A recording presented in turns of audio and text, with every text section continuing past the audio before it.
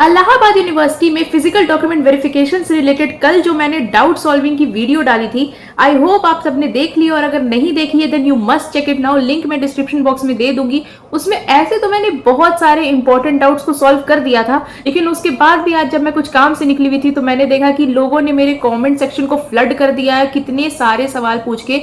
तो मुझे जाके समझ में आया कि कितनी सारी अभी भी लोगों को कंफ्यूजन है। सो एक एक करके मैं जितने भी मैंने कॉमेंट्स पढ़े, एक एक करके रिप्लाई देने से अच्छा मैंने सोचा कि ये बहुत सारे लोगों के डाउट हो सकते हैं। सो एक एक करके मैं आज सारी चीजें सॉल्व करने वाली हूँ। So let's first start with the most common doubt, that is the anti ragging form. And किसी के डाउट मिस नहीं होने वाले हैं। आपके जितने भी कमेंट सेक्शन के डाउट्स थे, you can see I have written them down, ताकि मैं एक एक चीजें सारी चीजें क्लियर कर पाऊँ।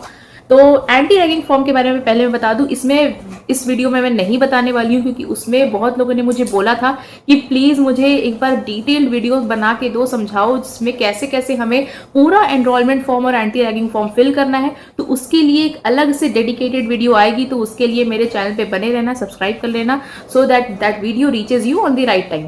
तो सबसे पहले उसके बाद वाले डाउट से स्टार्ट करते हैं, जो सबसे ज्यादा कॉमन है और लोग परेशान हो रहे हैं कि वेरिफिकेशन के लिए किसको जाना है।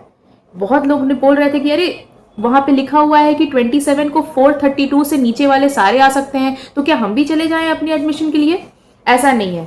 432 से नीचे वाले का मतलब है, जैसा कि आप देख रहे होंगे आने वाली कट ऑफ्स में, कि एससी और एसटी कैटेगरी की कट ऑफ्स थोड़ी लो जा रही है as compare to OBC, EWS and general की तो अब ऑलमोस्ट आई थिंक आना भी बंद हो जाएगी।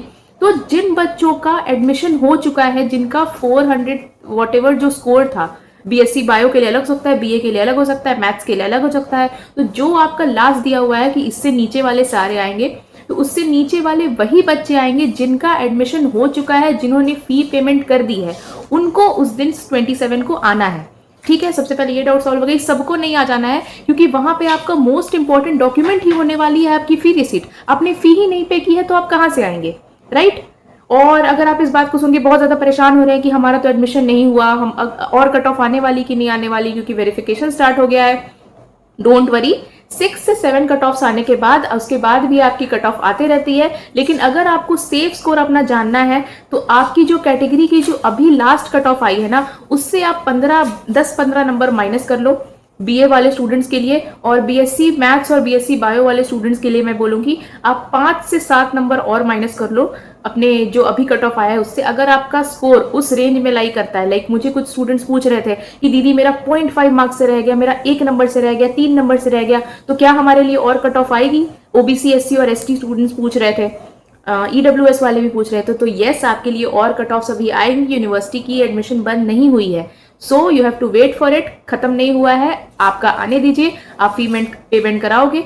हाँ, क्लासेस की जहां तक बात है, हो सकता है कि आप क्लासेस शुरू हो जाएंगी और आप लेट से ज्वाइन कर पाओगे, but that's not an issue. आप बाद में जब जाओगे तो अपने क्लासमेट से पूछ के अपना जो भी आपका अगर बैकलॉग आ जाता है तो आप क्लियर कर सकते हो। ज्यादा तो कुछ छूट नहीं जाता। ऐसा तो नहीं होता कि फर्स्ट डे से ही टीचर एकदम रगड़ के सिलेबस पढ़ाना शुरू कर देते हैं। हमारा तो लाइक, इफ मैं अच्छे से बताऊं तो 1 सप्ताह तक तो टीचर हमारा इंट्रोडक्शन ही ले रहे थे। So you do not have to worry कि जल्दी जल्दी हमें पहुंच जाना है क्लासेस करने। Okay, now moving on to the next doubt, that is hostel queries. Hostel के लिए बहुत लोग पूछ रहे हैं, स्पेशली सबसे पहले बात करते हैं 3 कैटेगरीज में बांटती हूँ स्टूडेंट्स को। एक जो प्रयागराज में ही रहते हैं और प्रयागराज के एकदम आसपास के नेबरिंग एरियाज में रहते हैं। 2 जो यूपी के हैं लेकिन थोड़े इतने दूर दूर से हैं कि दैट डिस्टेंस रियली मैटर्स, क्योंकि अब यूपी में ही गोरखपुर देख लो, बहुत दूर है। ठीक है, उन स्टूडेंट्स की बात कर लेते हैं। एंड थर्ड बात करेंगे उन स्टूडेंट्स की जो कि बिल्कुल ही अदर स्टेट से हैं, बहुत बहुत दूर से आ रहे हैं। किसी का तो मुझे ऐसा भी मैसेज आया था कि मैं 1100 किलोमीटर दूर से आ रहा हूँ। सो इनकी बात करते हैं। So the first category students जो प्रयागराज के हैं, very difficult for you to get admission into a hostel, क्योंकि आपके पास तो ऐसा एक प्रिविलेज है ना। मेरे खुद के बैच में इतने सारे बच्चे हैं जिनका घर आई थिंक 40 मिनट्स 45 मिनट्स दूर है, कुछ का 1-1 1.5 घंटा भी दूर है। या तो वो पीजी लेके रह रहे हैं, या तो रोज उनको अप डाउन करना पड़ रहा है स्कूटी या फिर किसी पब्लिक ट्रांसपोर्ट से। सो हॉस्टल में एडमिशन के लिए अगर मैं एक प्रॉपर क्राइटेरिया बताऊं, then that is distance plus merit. सबसे पहले डिस्टेंस को प्रायोरिटी दी जाती है और साथ में मेरिट को भी प्रायोरिटी दी जाती है। लेकिन अगर मान लो कि आप आसपास से ही आए हो, उसके बाद भी अगर आसपास वाले जो हैं, ठीक है, प्रयागराज वाले एंड यूपी वाले, अगर आप आसपास से हैं और आपका फर्स्ट या सेकंड कट ऑफ में आ गया है, तब आपको हॉस्टल मिलने के चांसेस हैं। अगर आप 120 किलोमीटर से दूर है। लाइक कुछ मुझे बच्चे पूछ रहे थे कि मेरा 19 किलोमीटर दूर है, 20 किलोमीटर दूर है। अगर आपका मेरिट बहुत अच्छा है, फर्स्ट कट ऑफ में आ गई है, तभी मिल पाएगी, अदरवाइज तो नहीं मिल पाएगी। दूसरे स्टेट वाले परेशान ना हो, डिस्टेंस वालों को तो मिलती ही है, लेकिन हॉस्टल इस बार मिलने के लिए आपको अपने फॉर्म में टिक करना पड़ेगा कि हाँ हमें हॉस्टल चाहिए, तभी आपको हॉस्टल मिल पाएगी। तो हॉस्टल तो बहुत देर से मिलती है, ये चीज़ आई थिंक अगर आप नहीं जानते हो तो जान जाओ कि फिजिकल वेरिफिकेशन तो आपका 27-28 तारीख तक कंप्लीट हो जाएगा, उसके बाद आपकी क्लासेस शुरू होने की टाइम आ जाएगी। सो तब तक फिर क्या हॉस्टल मिल जाएगा? और हॉस्टल नहीं मिलेगा तो हमें क्या करना पड़ेगा? Temporary arrangement. तो यस, टेम्पररी अरेंजमेंट आपको उस समय के लिए करना पड़ेगा। जैसे कि आप आसपास में कोई पीजी ले सकते हो, कोई रूम ले सकते हो और बात करके ले सकते हो कि मुझे 1 महीने में यहाँ से अगर मेरा हॉस्टल का कट ऑफ आ जाएगा तो मैं शिफ्ट कर जाऊँगी, अगर मेरा नाम कट ऑफ में नहीं आता है तो मैं नहीं शिफ्ट करूँगी, ठीक है? ऐसे करके आपको टेम्पररी अरेंजमेंट लेना पड़ेगा। लेकिन कुछ बच्चे ये भी पूछ रहे थे कि क्या हमें हॉस्टल अलॉट नहीं हो सकता? हम बहुत दूर से आ रहे हैं, बिना हॉस्टल की कट ऑफ आए। तो यस, इसका भी एक प्रोसीजर है, लास्ट ईयर फॉलो हुआ था, अलॉट हो सकता है। उसके लिए जो बच्चे बहुत दूर से आ रहे हैं उनको जाके डीएसडब्ल्यू ऑफिस में या फिर अपने हॉस्टल की जो सुपरिटेंडेंट है, आपको पता करना पड़ेगा डीएसडब्ल्यू से ही कि आपको कौन सा हॉस्टल चाहिए, उसकी कौन सी सुपरिटेंडेंट है, आपको उनसे जाके बात करना पड़ेगा, रिक्वेस्ट करना पड़ेगा कि मैं बहुत दूर से आया हूँ या आई हूँ, मुझे हॉस्टल के लिए एक रूम चाहिए। तो आपको टेम्पररीली एक रूम मिल जाता है, दैट डज नॉट इंश्योर कि आपको हॉस्टल मिल जाएगा। उसके बाद जब कट ऑफ आएगी कि कौन कौन से बच्चों को हॉस्टल मिलने वाला है, उसमें अगर आपका नाम होता है तो आपको फिर एक परमानेंट रूम मिल जाता है, अगर आपको नाम नहीं मिल आता तो फिर छोड़ के जाना पड़ता है, there is no other option. But हाँ, वो टेम्पररी अरेंजमेंट वाला फैसिलिटी यहाँ पे है। तो जो भी बच्चे लेना चाहते हैं तो वो डीएसडब्ल्यू जाके बात कर सकते हैं, हॉस्टल वार्डन से आप डायरेक्टली कॉन्टैक्ट करके बात कर सकते हैं, ठीक है? अब बात करते हैं और कट ऑफ की तो मैंने बात कर दी। टीसी और माइग्रेशन को लेके कुछ लोग परेशान हो रहे हैं कि हमारे पास माइग्रेशन नहीं है, टीसी नहीं है। तो सी, दोनों चीज़ें नेसेसरी नहीं है। या तो आपका TC that is your school leaving certificate या ट्रांसफ़र सर्टिफिकेट, या तो आपके पास वो होना चाहिए या फिर माइग्रेशन होना चाहिए। अगर आपके पास ट्रांसफर सर्टिफिकेट है, माइग्रेशन नहीं है तो कोई बात नहीं, दोनों है तो वेल एंड गुड। माइग्रेशन है, टीसी नहीं है तो भी कोई बात नहीं, दोनों में से कोई एक होना इंपॉर्टेंट है। एंड वो स्कूल से ही इशूड होना चाहिए, it should be properly issued from the school. बहुत बच्चे मैं सुन रही हूँ कि उन्होंने ऑलरेडी दूसरे कॉलेजेस में एडमिशन ले लिया था और वहाँ पे अपना टीसी और माइग्रेशन सबमिट कर दिया था। आई थिंक टाइम तो अब बहुत लेट हो चुका है कि आप वहाँ से रिट्रीव कर पाओ, लेकिन there is no other option, आपको उनसे वापस रिट्रीव करना पड़ेगा। So there is one thing that I can suggest you कि आप पहले ही प्रवेश भवन चले जाओ, ठीक है? जैसे मान लो कि आपका एडमिशन 21 को नहीं होना है, तो आप पहले ही 21 को चले जाओ और आप पता करने की कोशिश करो और आप पूछो उनसे कि मेरे पास नहीं है मेरा टीसी माइग्रेशन, मैंने दूसरे कॉलेज में ले लिया था पर मैं ले आऊँगा या ले आऊँगी, तो क्या मुझे उसके लिए एप्लीकेशन या फिर कुछ अंडरटेकिंग देनी पड़ेगी? अगर वो अलाउ करते हैं तभी आप फिर ये चीज़ कर पाओगे, ठीक है? Now next coming to gap year. नहीं भरना है भाई गैप ईयर, आप उतनी चीज़ें पर ही ध्यान दो ना जो ऑलरेडी वहाँ पे मेंशन है कि इतने डॉक्यूमेंट्स चाहिए। एक्स्ट्रा डॉक्यूमेंट्स मत सोचो, जितने भी डॉक्यूमेंट्स रिक्वायर्ड है मैंने ऑलरेडी उस पर वीडियो बना दी है, लिंक मैं दे दूंगी डिस्क्रिप्शन बॉक्स में, यू कैन चेक। हॉस्टल और पीजी की क्या क्या फैसिलिटीज़ होती हैं उस पर भी मैंने वीडियो बना दी है, आप देख सकते हैं। तो ये सब चीज़ के लिए परेशान नहीं होना है, गैप ईयर नहीं भरनी है आपको, बस एंटी रैगिंग फॉर्म भरनी है, उस पर मैं डिटेल वीडियो तुरंत लेके आऊँगी, जस्ट 1 दिन का मुझे टाइम दो, ठीक है? Okay, now another very concerning question, subject combination, कि हमें ये सब्जेक्ट कॉम्बिनेशन अलॉट हो गया है एंड ये नहीं चाहिए, हमारा मेजर हमें कुछ और चाहिए था, ये चाहिए था। Very big query, I can understand. और यही सबसे बड़ा मैं डिफरेंस देख रही हूँ, सबसे बड़ा लूप होल देख रही हूँ इस ईयर, कि हम जब थे ना, लाइक मैं अपने बारे में अगर ऑनेस्टली बताऊँ, मेरा स्कोर बहुत कम था because of my low marks in GAT and because of that मेरी 6th कट ऑफ में मेरा नाम आया था, ठीक है? बट स्टिल जब मैं वहाँ पे गई थी मुझे खुद से चॉइस दी गई थी कि आपको जो मन है आप मेजर चूज़ कर लो, जो मन है आप माइनर चूज़ कर लो। हाँ, जो लोगों की मार्क्स बहुत ज़्यादा ही कम आए थे उनको ये प्रेफरेंस नहीं दी गई थी, पर मुझे दी गई थी। बट इस बार मैं देख रही हूँ कि 2nd और 3rd कट ऑफ वालों को ही ये लोग 2nd और 3rd प्रेफरेंस देना शुरू कर दिए हैं।